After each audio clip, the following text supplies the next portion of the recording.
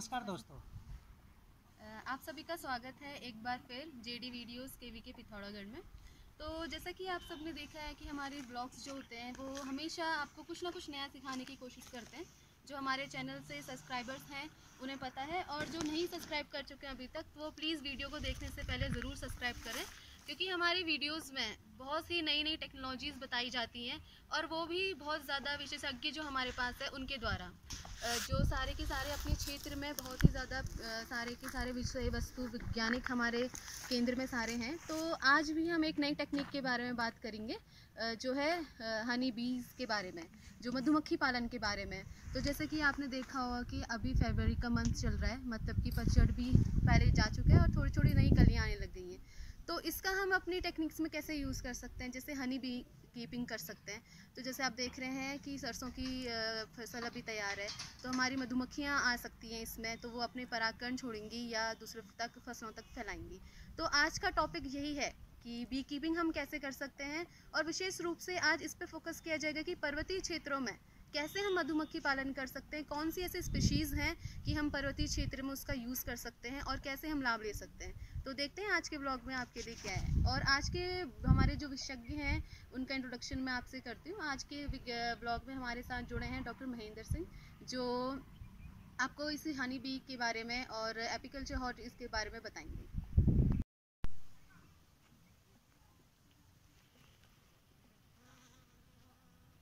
महत्वपूर्ण बात मैं आप लोगों को बताना चाहता हूं, किसान भाइयों को, कि कुछ किसानों के दिमाग में जो है डाउट्स रहते हैं। उनको ऐसा लगता है कि मधुमक्खियां उनके जो है खेत में आएंगी, उनके फूलों के रस को चूस लेंगी, उनके जो है फसल उत्पादन में दिक्कत हो जाएगी। ऐसा कुछ भी नहीं है, ये सब जो है अफवाहें हैं, इन पे बिल्कुल ध्यान मत दीजिएगा।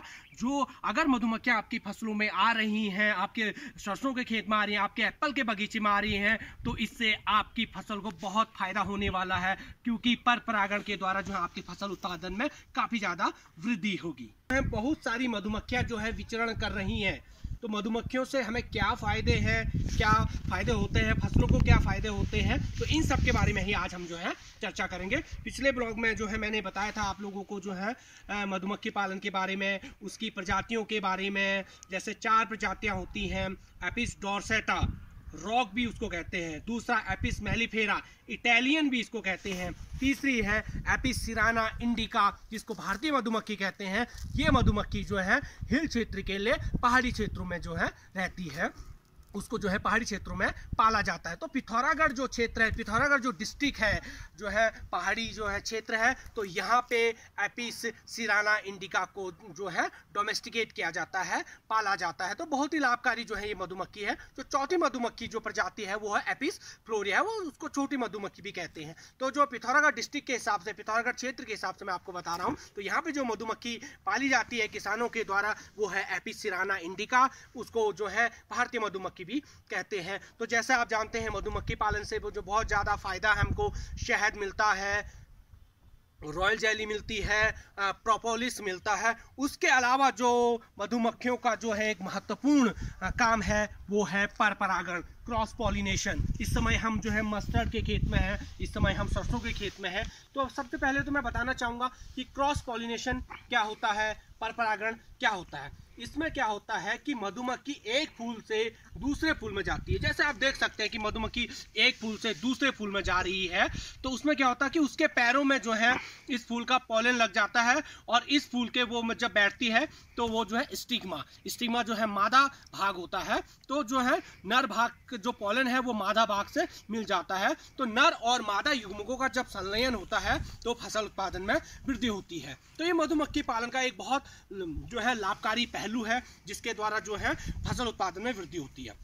तो इसको क्रॉस पॉलिनेशन कहते हैं। ठीक है, जब हनी बी एक फूल से दूसरे फूल पे जाती है तो उसके जो पैरों में जो पॉलन लगता है, जो परागकण लगता है, वो नर भाग होता है, और जो दूसरे फूल में जो है वो मादा भाग से जो है उसका संलयन होता है। और जब नर और मादा का जो है संलयन होता है तो फसल उत्पादन में वृद्धि होती है। तो आपके जो मस्टर्ड के खेत में जो है ज़्यादा उत्पादन होगा।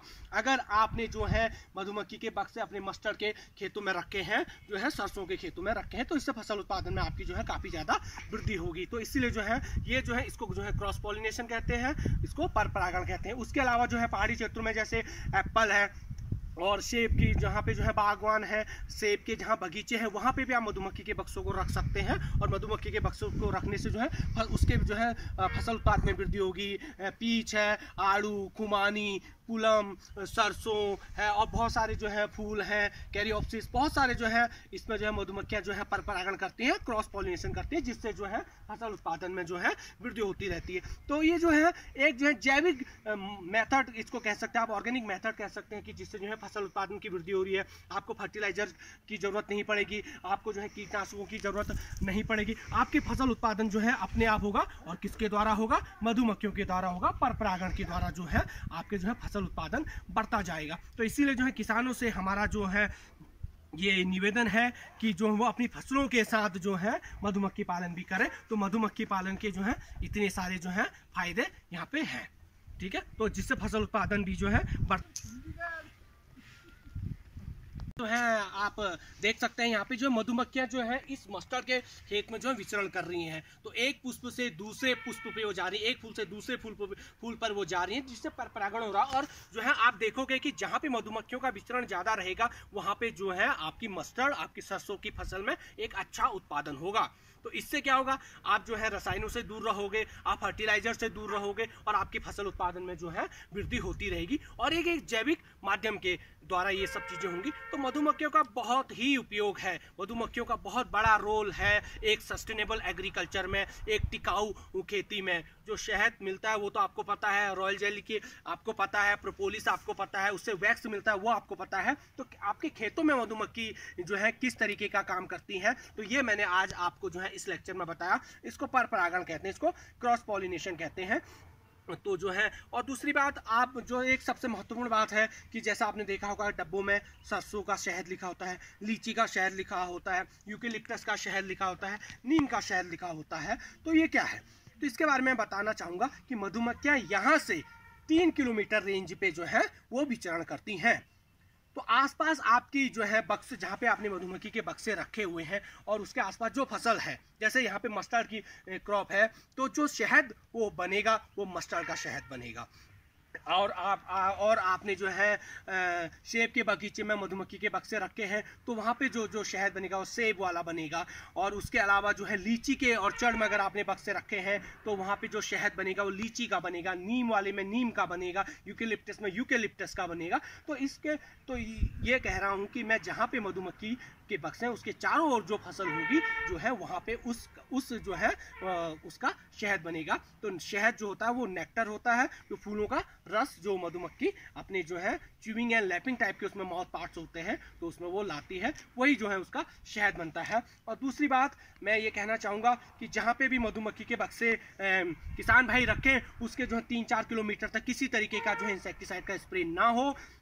अगर इंसेक्टिसाइड का स्प्रे होगा तो मधुमक्खियाँ अपने बक्सों से निकलेंगी और वहाँ तक उस फसल में जाएंगी, क्योंकि वहाँ तो इंसेक्टिसाइड का स्प्रे है। और जैसे ही वो उसको जो उसके जो है जूस को जो है वो अपने मुंह के अंदर लेंगी, तो कुछ समय के बाद उनकी मृत्यु हो सकती है, और मृत्यु होगी उनकी, तो इंसेक्टिसाइड की वजह से। तो इसलिए जो है किसानों से ये निवेदन है, विनम्र निवेदन है हमारा, कि मधुमक्खियों को जो है इंसेक्टिसाइड से एकदम दूर रखें, क्योंकि मधुमक्खियाँ आपको वैसे ही फायदा पहुँचा रही हैं, शहद दे रही हैं, और रॉयल जेली आपको मिल रहा है, परागण से आपके फसल उत्पादन में वृद्धि हो रही है। तो इसलिए जो है आप जो है इंसेक्टिसाइड को जो है इन सब चीज़ों से दूर रखें, और इससे मधुमक्खियाँ जो है सुरक्षित रहेंगी। और मधुमक्खियाँ अगर इस दुनिया में नहीं रहेंगी तो ये दुनिया ही खत्म हो जाएगी, क्योंकि मधुमक्खियाँ नहीं रहेंगी तो परागण नहीं होगा, और परागण नहीं होगा तो फसल उत्पादन नहीं होगा। तो इसलिए जो है मधुमक्खियों को हमें जो है सेव करना है, पॉलिनेटर्स को हमें जो है सेव करना है, ताकि जो है ये दुनिया चलती रहे, ये फसल उत्पादन चलता रहे, और जैविक माध्यम से जो है कृषि उत्पादन होता रहे। ठीक है, तो यही किसान भाइयों से हमारा जो है विनम्र निवेदन है कि वो मधुमक्खियों का जो है संरक्षण करें, उसका सही तरीके से उनके बक्सों को जो है उनका रखरखाव करें, और इंसेक्टिसाइड से उन सबको दूर रखें। तो फसल उत्पादन में भी वृद्धि हो रही है, और बहुत सारे जो है मधुमक्खी पालन से जो है आपको उत्पाद मिल रहे हैं। तो मधुमक्खियों का आप लोग जो है संरक्षण करिए, और उनके जो है देख रेख करिए। कैसा लगा आज का आपको हमारा ये ब्लॉग? अगर आपको हनी बीज के बारे में, मधुमक्खी पालन कैसे करना है, जो भी चीज़ें आपको समझ नहीं आई हैं, या आप कुछ भी क्वेश्चंस करना चाहते हैं, तो प्लीज़ हमें कमेंट बॉक्स में ज़रूर लिखें। हम कोशिश करेंगे कि आपके क्वेश्चंस का हम आंसर दे पाएँ। बट एक सभी से मैं फिर से बोलना चाहूँगी कि प्लीज़ हमारे चैनल को ज़्यादा से ज़्यादा सब्सक्राइब करें और लाइक करें एंड शेयर करें। धन्यवाद।